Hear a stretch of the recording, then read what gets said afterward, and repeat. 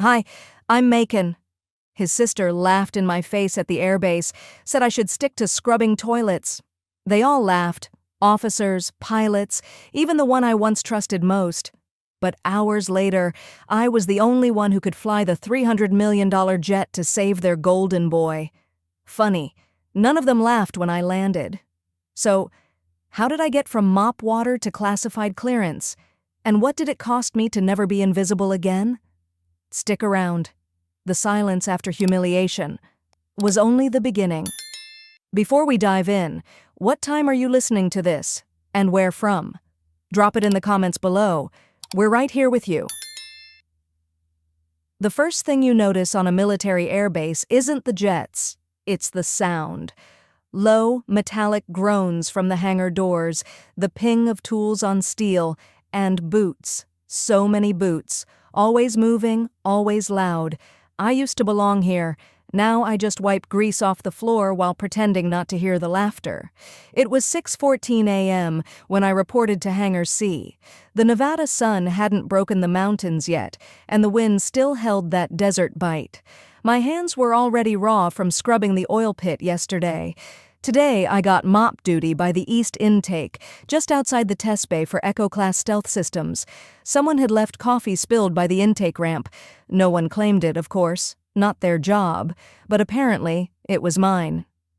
I was halfway through the first pass when the voice cut across the hangar like a whip.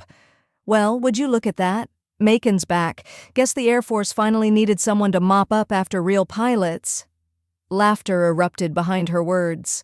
I didn't need to turn around to know it was Elise, my brother's widow, my parents' pride, Lieutenant Colonel Elise Wainwright, every word sharp, every gesture rehearsed for admiration. She strutted across the floor like she owned it, clipboard in hand, flanked by two junior officers trying way too hard not to laugh. "She's not authorized for tactical repairs anymore, right?" she added, loud enough for everyone to hear. "Just floors, right? Best to keep emotional liabilities away from anything with wings." More laughter, a few quiet coughs. One guy muttered, "Damn," under his breath. I didn't flinch, didn't look up, just squeezed the mop head tighter, twisted it dry and kept working the stain. The rag in my back pocket, old, torn, still oil-stained from a test run years ago, rubbed against my hip like a reminder. "Guess family connections don't buy you much anymore," she said, voice sickly sweet now, like she was trying to pretend this was all harmless banter. "Not after that situation." My jaw locked, the mop handle creaked in my hands, but I said nothing, because if I opened my mouth now, I wouldn't be able to stop. The stain came off after the fourth pass. I dumped the mop water, rinsed the bucket, and made my way to the tool station. Didn't look left, didn't nod. Didn't give anyone the satisfaction, just kept my eyes on the floor and reminded myself, you are here. You made it back. That's all that matters. Not for them, not even for my brother. For me. Behind the hangar, where the desert sand curled in dry waves and the air smelled faintly of rust and jet fuel, I sat on the concrete lip of the maintenance platform and let my hands rest on my knees. The rag from that day, his last flight, was still in my pocket. I had meant to wash it once, maybe even throw it out, but I never did. Some things cling to you. Or maybe we cling to them. Either way, I couldn't let go. They never blamed Elise. They never blamed the weather. They blamed me, even though I wasn't in the cockpit, even though I wasn't part of the mission, even though all I did was question the diagnostics that day. They said I was trying to cover for something, that I'd overstepped. Then my license disappeared in a quiet little review board meeting no one talks about. After that, silence. Until now. The siren started just after 0700, not the regular drills. This one was different, high-pitched, urgent. Even the birds shot out from the roof beams. Voices crackled through the comms. "Echo 1 is unresponsive." "Say again?" "Echo 1 is not responding to ground signals." The ground crew scrambled toward the tower. I stood back, mop still damp in my hand, as the bay doors rumbled open. Commanders rushed past me, shouting into radios, eyes wild with disbelief. A stealth combat prototype, worth more than $300 million, was in the air, alone, unmanned, and no one could talk to it. Someone shouted, "Shut down the test grid! Scramble recovery override!" But no one had override clearance. Not anymore. Not after what happened to my brother. I stayed still, watched the chaos unfold around me like it was happening behind glass, and in that moment, something inside me, something I thought had been crushed under years of humiliation and silence, shifted. Not fear, not panic, just clarity. Like an engine coming back online after years in storage. They had forgotten who I was. That was about to change. The hangar lit up with red strobes. I didn't flinch, didn't freeze. I just moved. I stepped off the maintenance ramp and started walking. Steady, focused, like my boots knew the direction better than my head. Past rows of stunned techs, past 2 junior officers shouting into headsets, and through the wide metal doors of the control center. No one stopped me. Maybe they thought I was just going to mop the floor.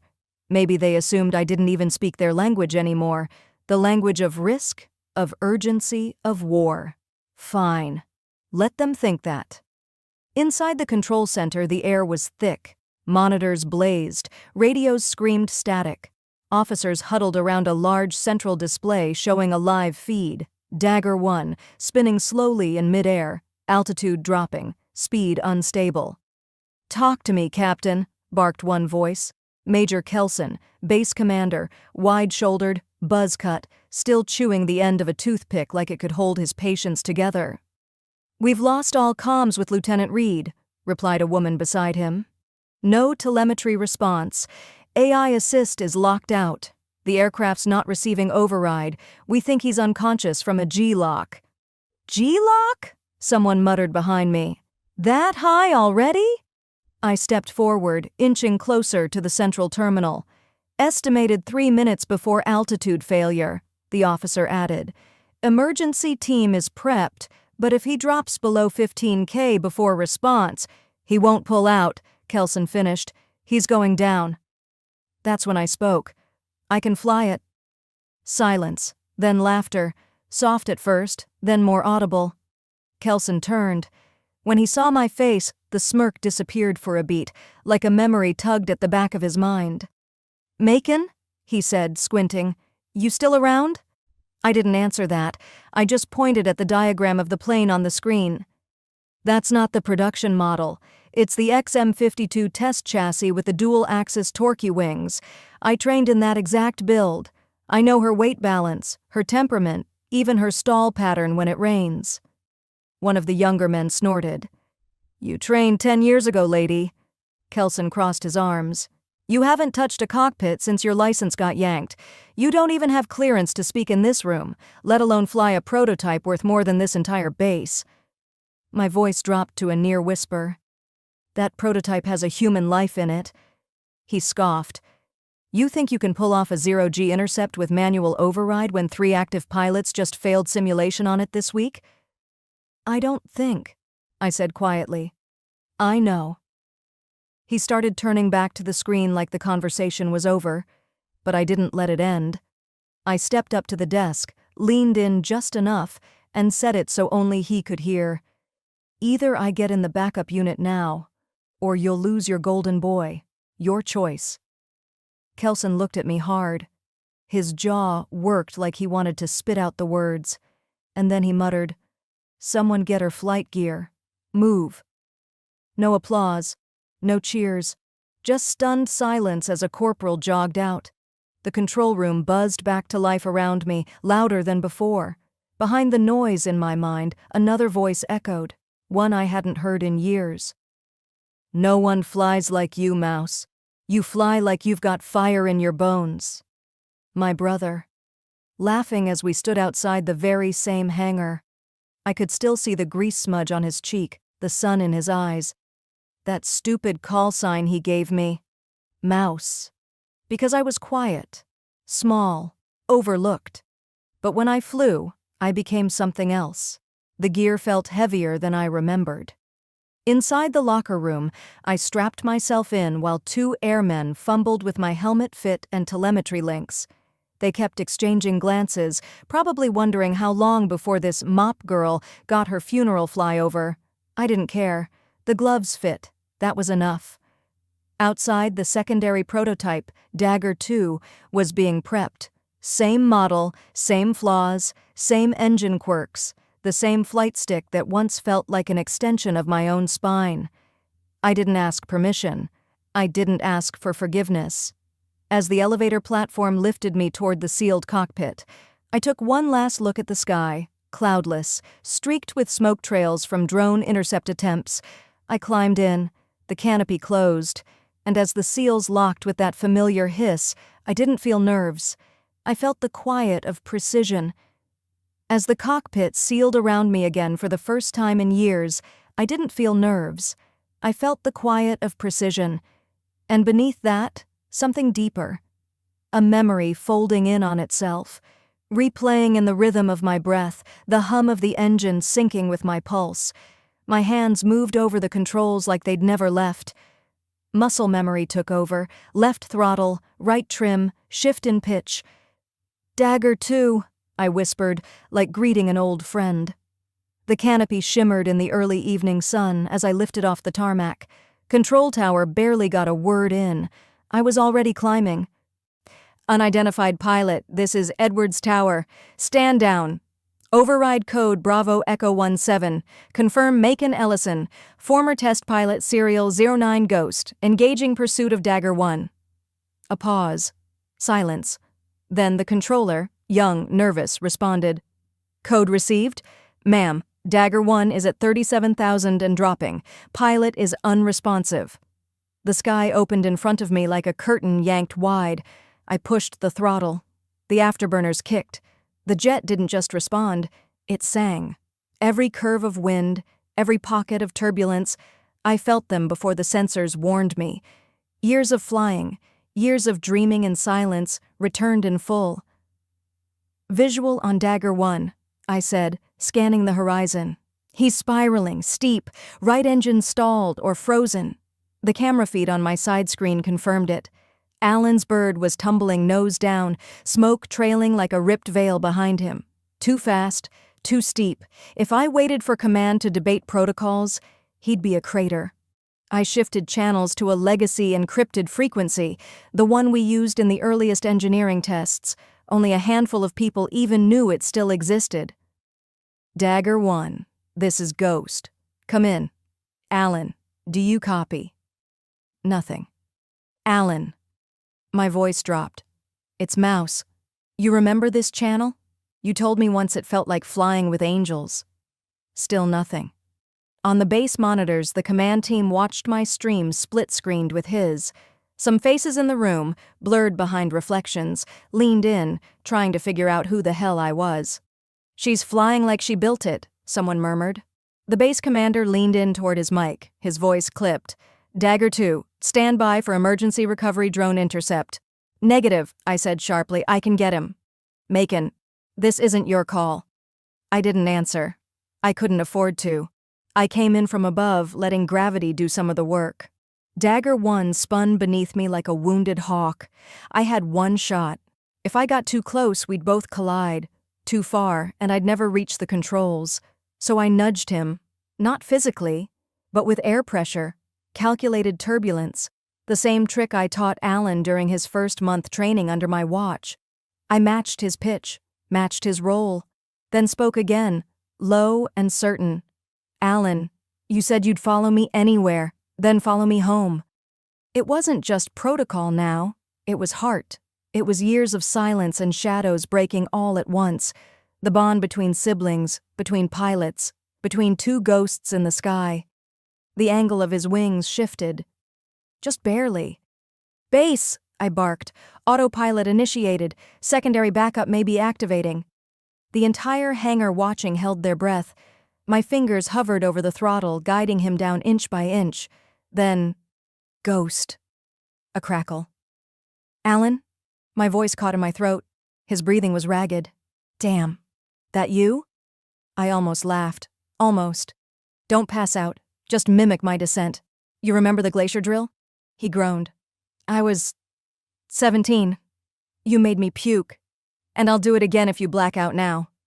Slowly, agonizingly slowly, his plane leveled beside mine. We descended together. Tandem, wings steady, like they'd always been. Back at base, cheers erupted. I could hear it bleeding into the open comms, could feel the static of bodies leaping to their feet, but I didn't smile. Not yet. We hit the tarmac. I landed first. Smooth.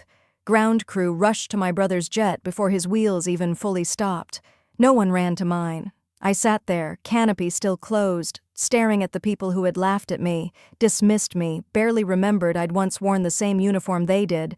I opened the cockpit slowly, climbed out alone, every motion deliberate.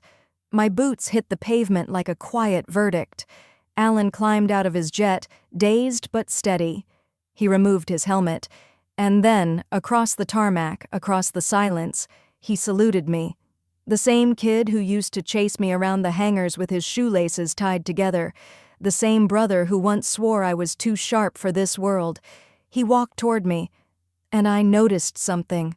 The comms mic was still live. Every word now piped through the bass speakers. He stopped just feet from me, voice loud and clear. "I'm alive because of her."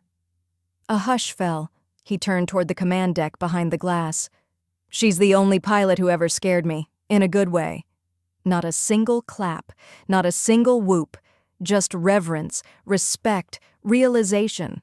For the first time since I came back, no one called me a janitor. No one asked me to mop anything. I didn't smile. I didn't bow. I just stood there, shoulders square, eyes forward, and nodded once. That was the moment everything changed, and yet nothing did. At least not where it mattered most. The roar of the engines had barely faded before the silence took over. Not the peaceful kind. The other kind. The kind you learn to live with when people pretend you weren't there. I stepped down from the aircraft, helmet in hand, the cool metal pressing against my hip. Alan's jet was still hissing heat beside mine. The techs swarmed him like he'd just landed from Mars. Nobody came my way, not even a clipboard. I started walking toward the far edge of the hangar. My boots echoed off the concrete, not loud, just steady. My breath had finally caught up with me, and now it sat in my throat like a question no one wanted to ask. A couple of younger techs, fresh out of school by the look of them, paused as I passed. One gave a tight nod. The other looked at his shoes. The same pattern I remembered from before. Eyes that refused to meet mine, mouths that twitched but never moved. Inside command, they were already reviewing the footage. I slipped in quietly, took a spot near the back wall. Nobody acknowledged me, not even when the screen showed my override maneuver saving Alan's descent. The flight footage replayed twice. No sound, just the hum of the projector. The room stayed cold and clinical, even as my voice buzzed through the speakers, steady, calm, guiding. "That override shouldn't even be active anymore," one colonel muttered, squinting at the panel readout. Another officer leaned back. "System redundancy worked. Lucky we ran those backups." I stood still. Not a twitch. They were dissecting the miracle like it was a weather report. Finally, someone higher up, a general with the kind of voice that makes rooms fall silent, looked in my direction, not at me, past me, as if talking to a shadow he didn't quite recognize. "What happened here today was a coordinated team effort," he said. "You won't speak of this outside this room. Understood?" I held his gaze for one long beat, blinked. Understood. I walked out before the echo of my own answer died in the air. By dusk, the base released its official statement. Lieutenant Alan Merrick successfully landed his aircraft after brief technical challenges. All systems performed as expected. Not one line about me, not a word about the override, nothing. It was exactly like before. Years ago, I flew a test flight that broke altitude records and pushed the jet past limits even the engineers hadn't dared test. When I landed, they didn't congratulate me. They called a meeting. I sat across from 6 men in uniform suits. One crossed his legs and cleared his throat before saying it. "We can't risk emotional instability at high altitudes." That was the phrase they used when they quietly scrubbed me from the record. "Unmanageable," they wrote in the internal memo. My co-pilot, a man fresh out of simulation training, was listed as lead. He got a promotion. I got silence. The memory stung worse than the wind that night as I stepped out into the dark. The sky had that in-between color, like it hadn't decided whether to be night or not. I stood near the edge of the tarmac, the only place they wouldn't look for me. I heard the footsteps before I saw him. Alan, carrying a tray. He didn't speak right away, just stood beside me and stared straight ahead. "Brought you something," he said, voice low. I looked down. A base sandwich, bottle of water, nothing warm. "I figured you might not feel like going to the mess hall." I took the tray, hands steady, eyes still forward. "Thank you," I said. He sighed. That kind of sigh that tells you a conversation's coming whether you want it or not. "I know it's messed up," he said. "The whole thing?" I didn't answer. Let the silence speak for itself. "They can't credit you," he continued. "If they did, they'd have to explain why they grounded you in the first place." I turned to him, not angry, just tired. "You know that's wrong," I said. He nodded once. "Yeah, I do." I waited for more, for an apology, for something human, but it never came. "That's just how it works," he said instead, and for a second, I didn't recognize my own brother. I didn't eat the sandwich, just set it on the bench beside me. The bottle of water remained sealed. He stayed for another minute, then left without saying goodbye. I sat there long after he was gone, watching the night swallow the sky whole. Somewhere in the distance, the flight line lights blinked in perfect rhythm. Predictable. Cold. They buried me once before. Wrote me out like I was a footnote. But I wasn't done. Not this time. They didn't realize I'd already started digging. But I wasn't done. Not this time. They buried me once. I was already digging out. And when someone's already crawled out of a grave you built for them, you should be afraid of what they've learned down there. It was just past 2100 when the base settled into its nightly rhythm. Most of the foot traffic around the main hangars had thinned, replaced by the soft drone of cleaning units and a few guards on looped patrol. I didn't go straight to my quarters. My boots turned toward the back end of the base without asking my brain's permission, like they'd memorized the weight of a question I hadn't dared say out loud. Hangar 6 stood quiet. They'd built it years ago to house dreams, experimental ones, but over time it turned into more of a graveyard for ambition. It was off limits without high clearance, but I still had access. No one had gotten around to revoking my credentials. Maybe they forgot. Maybe they didn't think I was worth the effort. Good. That suited me fine. The security lock blinked once, scanned my ID badge, and let out a soft chirp before the door hissed open. Inside, the temperature dropped a few degrees, the kind of chill that clings to old silence. And there she was, the Phantom Jet. $300 million of precision design and secrets wrapped in matte black metal. A whisper-shaped aircraft, aerodynamic but coiled like it had been built angry. No one flew it. Not after that crash 2 years ago. During a basic inverted loop, the pilot lost control. They said it had behavioral instability. Some whispered it was cursed. Engineers joked you had to be suicidal to get behind the stick. But I didn't see a death trap. I saw my fingerprints. Back when I was still considered essential, I'd helped design her nav interface. Reflex Map AI, it was called. A system that didn't just react to a pilot's input, but learned their instincts, predicted their next move like muscle memory. But Brass said it was too unpredictable, too human. They shelved the interface, scrubbed it, scrubbed me. I stepped closer. Her fuselage was coated in a film of dust, the kind that only settles on things left untouched for too long. I brushed the edge with my gloved hand and whispered, "You and I both got left behind, huh?" I didn't expect an answer.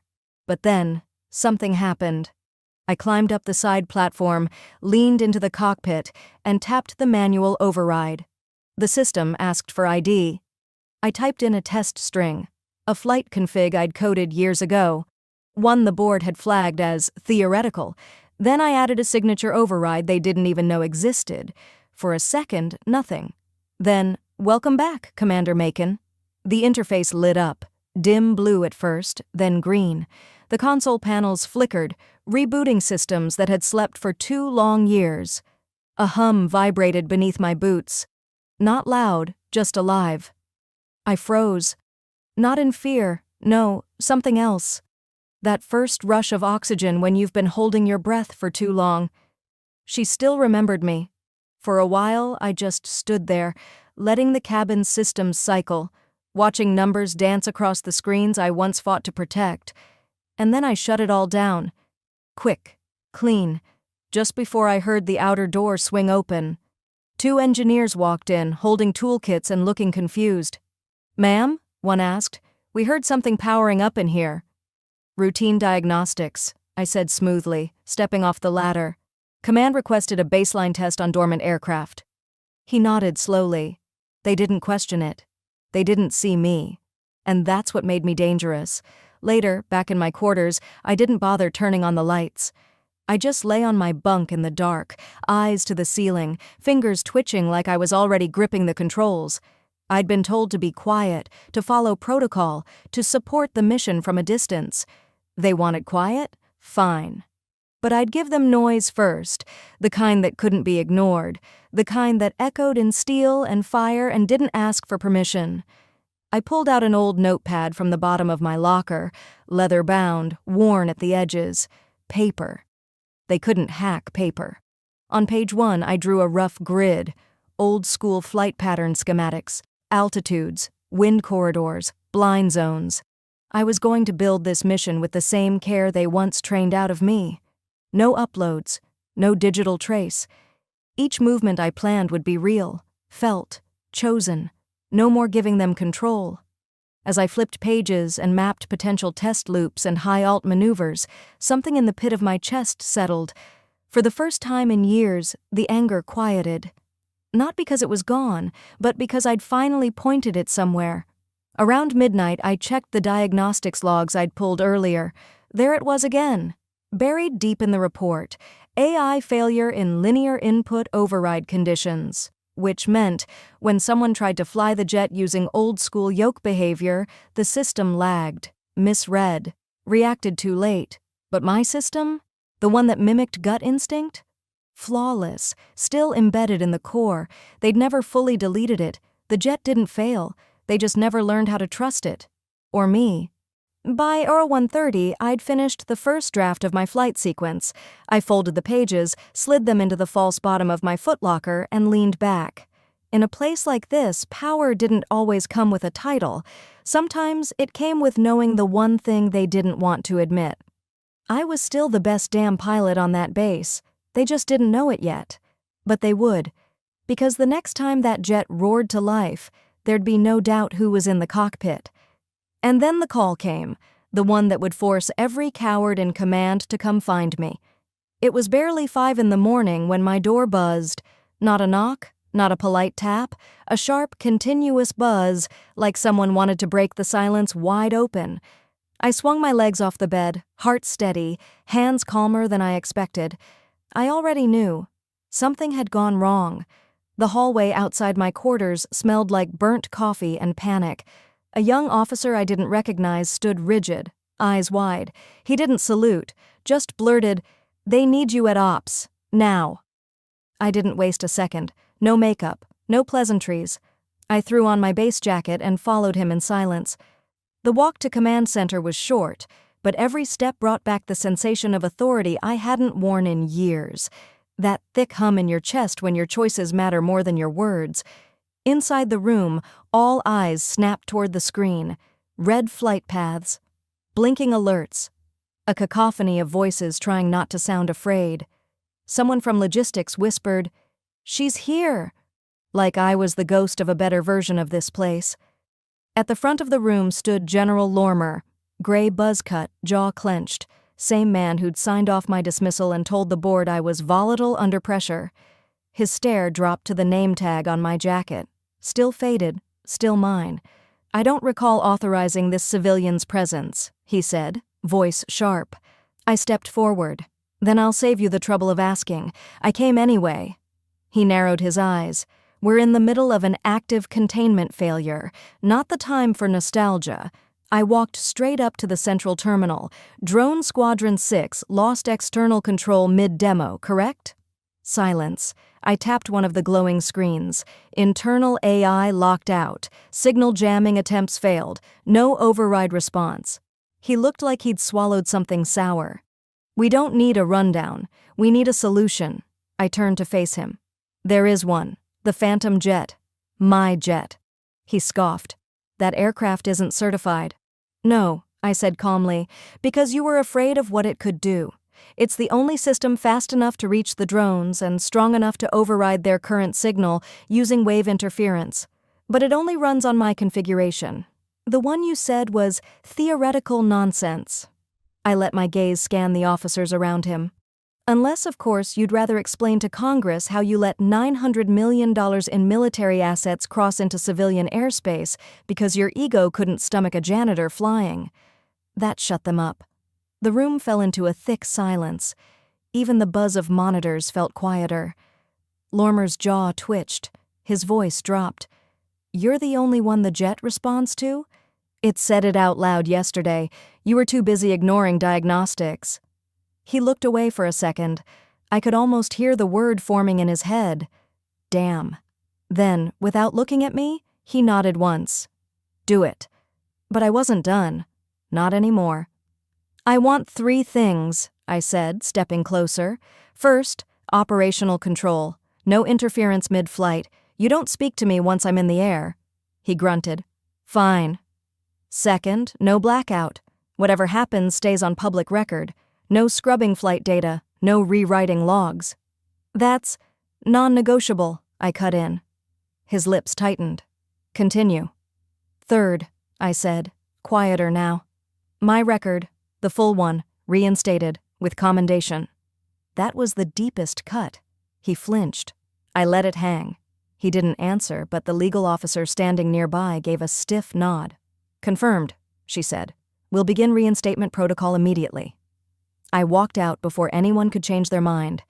By the time I reached Hangar 6, the sun was rising low over the airfield, casting gold across the metal frame of the Phantom jet. It looked different in the morning, less ghost, more sentinel.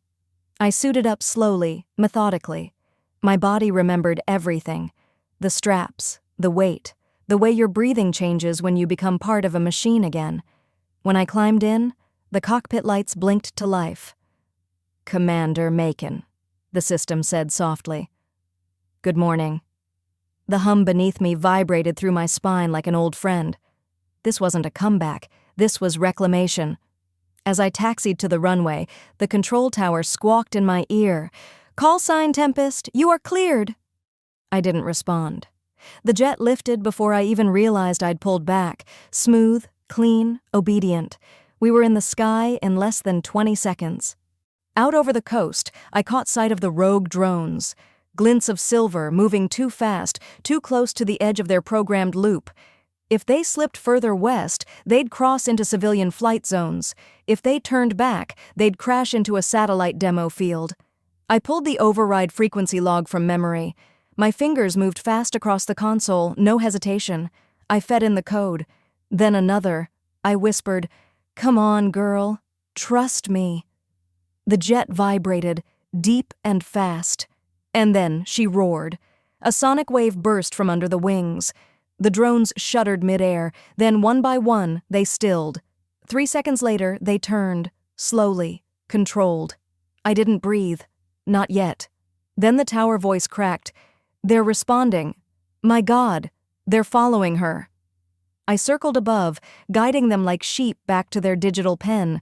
It wasn't until the last one docked into its bay below that I let go of the throttle and whispered, That's right, come home.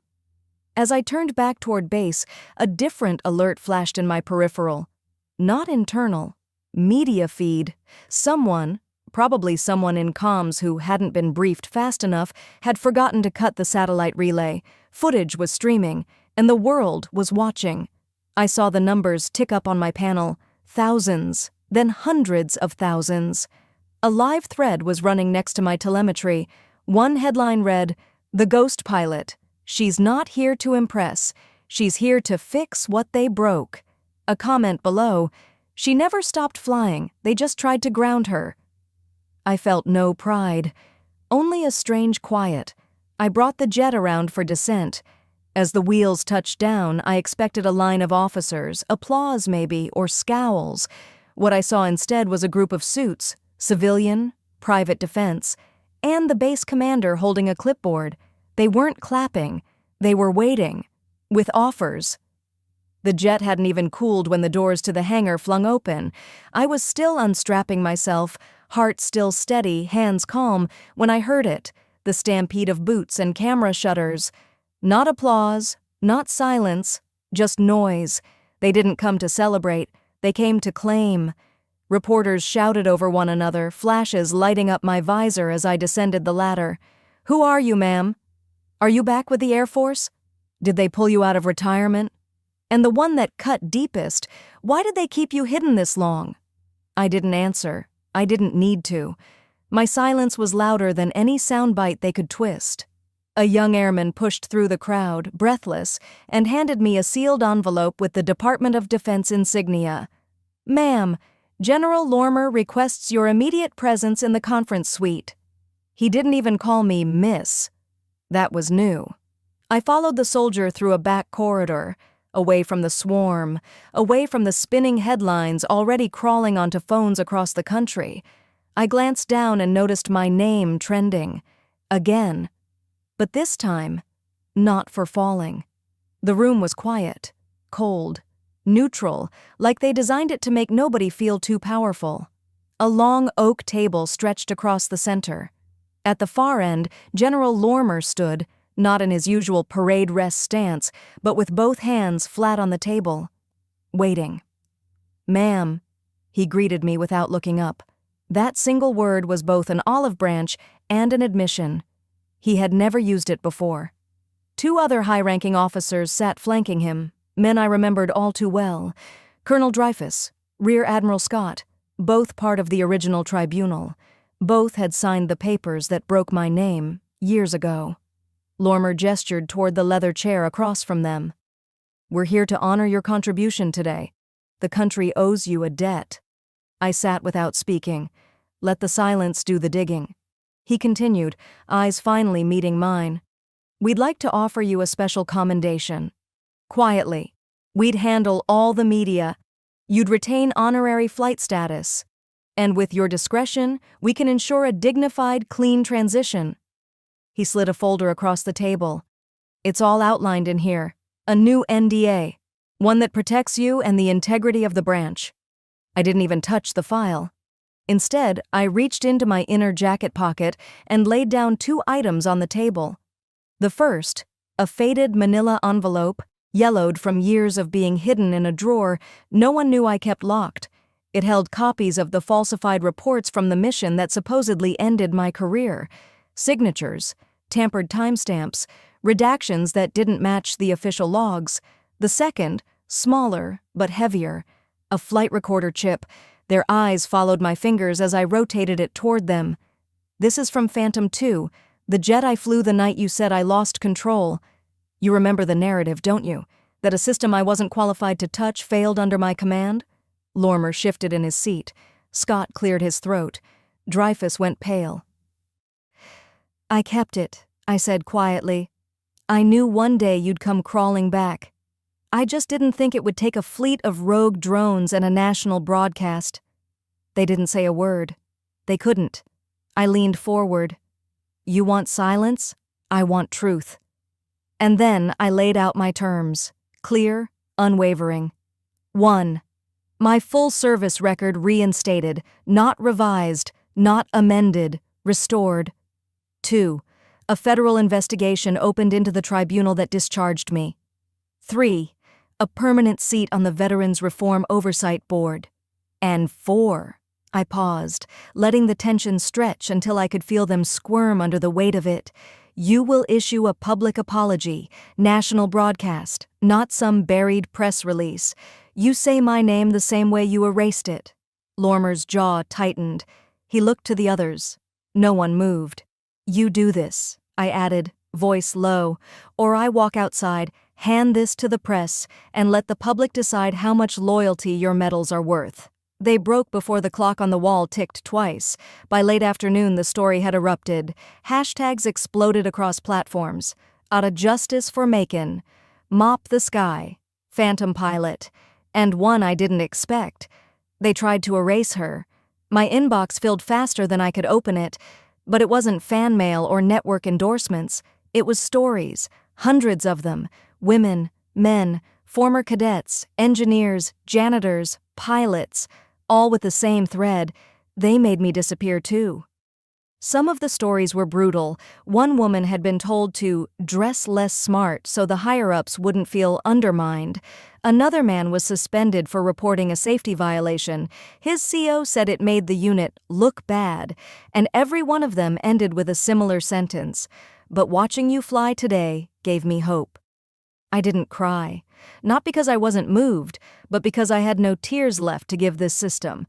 I'd already bled everything I had into it. That evening, my phone lit up with a name I hadn't seen in weeks.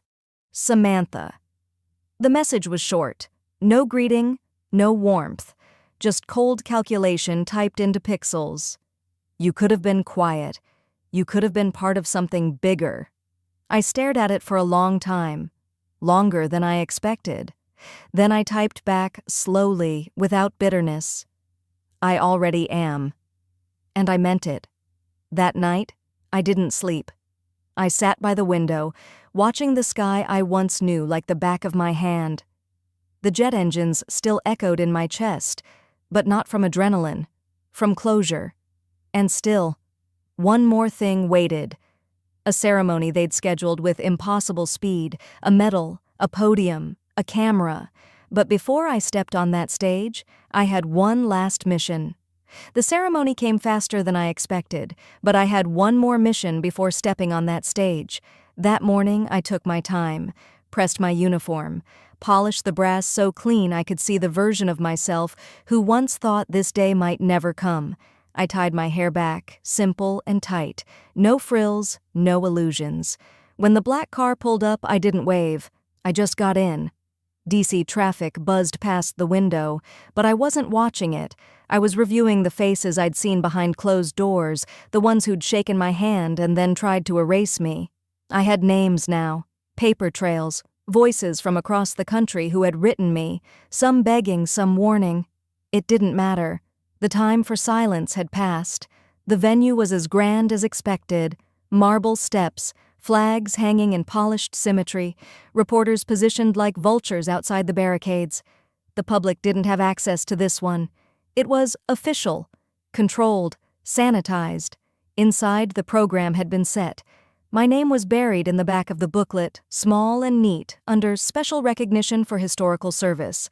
Meanwhile, her name, my brother's sister, headlined as the keynote contributor to veteran advocacy. The irony was acid in my throat, but I smiled, small, measured. They wanted restraint? I'd give them elegance. A handler, young, nervous, approached with a clipboard. Miss Ridgely, just a quick reminder, please stay on script, no deviations, no family mentions, and we won't be taking questions from the press after. It's a very tight schedule. I nodded once. Oh, and you'll be right after her speech. Just follow the red markers on the floor when the cue light turns blue. Got it. In the green room, I stood alone, sipping from a bottle of water I didn't ask for. Through the walls, I could hear her voice begin. Today we honor not just bravery in battle, but those who were forgotten by history. I closed my eyes. You forgot me the moment it was inconvenient. 10 minutes later, my cue light turned blue.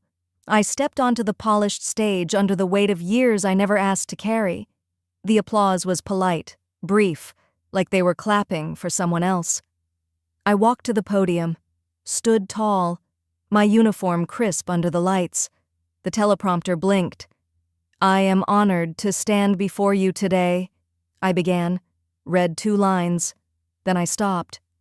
My hands folded the prepared script gently. I placed it aside on the podium. The tech crew shifted.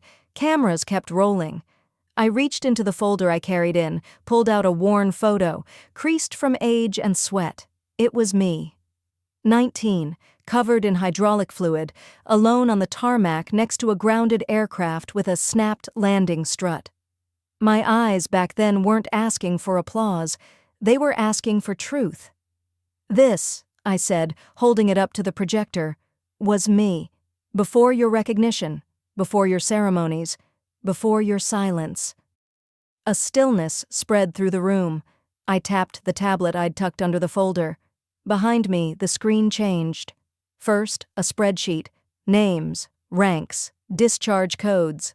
Then, gender, race, branch, infraction codes. I kept digging, I said. For every one of me there were dozens. Quietly removed, records altered, promises broken. Another slide.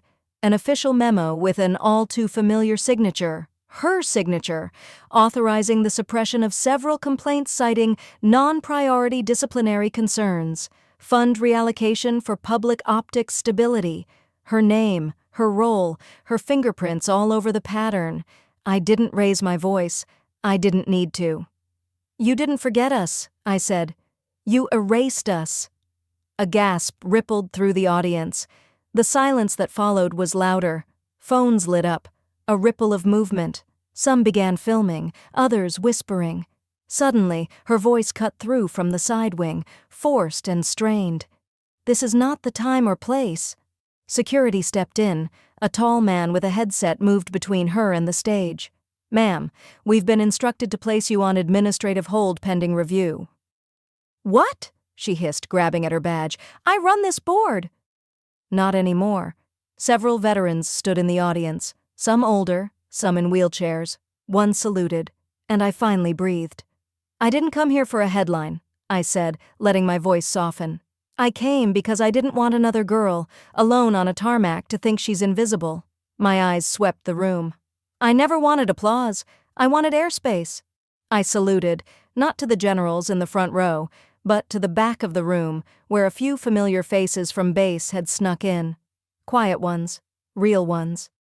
This flight, I said, isn't solo anymore. I stepped away from the podium. No one clapped, and it was perfect. I thought justice would feel like revenge, but it felt like landing finally on solid ground. And just like any landing, once your boots hit the earth, there's still the matter of where you walk next.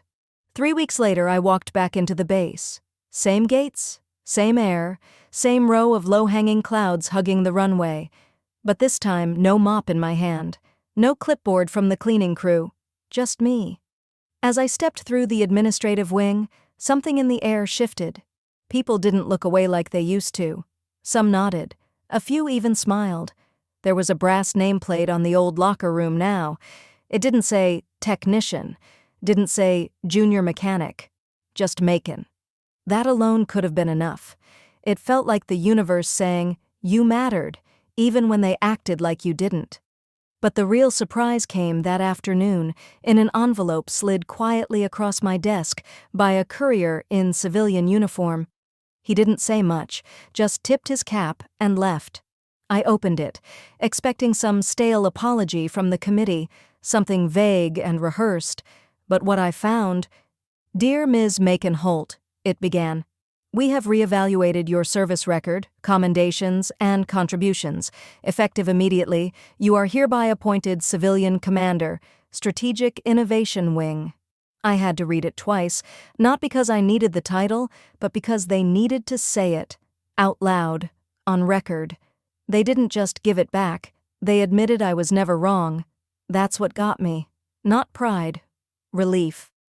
I sat there for a moment, staring out the small window beside the desk. A few jets were rolling out for drills, engines humming low like thunder kept behind glass. They'd invited me to lead a mentorship program for discharged pilots, those left behind by broken systems and silent policies. I said yes, of course, but I told them, no script, no fake smiles, just truth. That week, letters started pouring in. Digital ones, handwritten notes, even a few scribbled in blue crayon, from women in flight school who'd clipped articles of the ceremony and said, "Now my mom believes I can do this." From former cadets who said they left not because they couldn't fly, but because they were never seen. One wrote, I watched your speech with my daughter. She asked why you looked so calm. I told her, because she's not afraid anymore. I printed that one and pinned it next to my monitor. The base had changed. Slightly. Not in the big bureaucratic ways, but in the quiet ones. People were watching each other more, listening more. And then, one afternoon, I found myself holding something I hadn't seen in years. A photo. Me, my brother, and his sister, Lena, back when all three of us thought the sky was infinite and everything ahead was just possible. I stared at it for a long time, and the next day I made a short visit. Lena didn't look surprised when I stepped into her office. She stood up slowly, maybe thinking I came to gloat or yell. Maybe she had a speech ready too, but I didn't say much. I walked over to her desk, laid the photo down gently between us, and said, "I'll always choose flight over fight, but I won't forget who clipped my wings."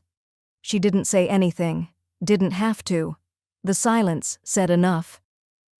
Back at the hangar that evening, I took one more walk through the bay.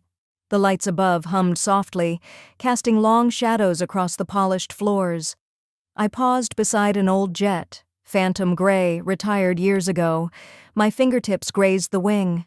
The metal was cold, familiar. I wasn't flying tonight, but I didn't need to. Because 20 feet away, a young woman was suiting up, helmet under one arm, determination on her face, and she didn't even look nervous. She just glanced back at me once, briefly, and nodded. Not asking for permission, just saying thank you. Some of us don't need the runway cleared, we'll take off anyway. And maybe, just maybe, the sky never belonged to them. It just waited for us to come back.